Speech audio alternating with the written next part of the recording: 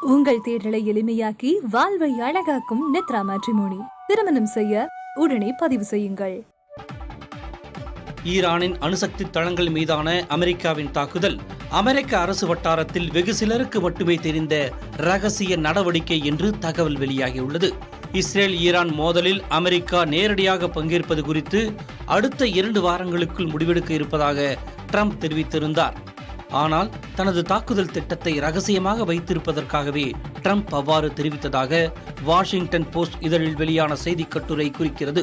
2 வார காலக்கெடுவை அறிவித்த ட்ரம்ப் அதே நேரத்தில் ஈரான் மீதான திடீர் தாக்குதல் திட்டத்தை வெள்ளை மாளிகையின் சில முக்கிய உயரதிகாரிகளுடன் இணைந்து இறுதி செய்து கொண்டிருந்தார் என்று கூறப்படுகிறது. இராணுவ அதிகாரிகளிடம் தாக்குதலுக்கு தயாராக உத்தரவிட்ட ட்ரம்ப் அதே நேரத்தில் இஸ்ரேல் ஈரான் போர் தீவிரமடைவதை தடுப்பதற்கான யோசனைகளையும் தனது ஆலோசகர்களிடம் ஆலோசித்ததாக தெரிகிறது.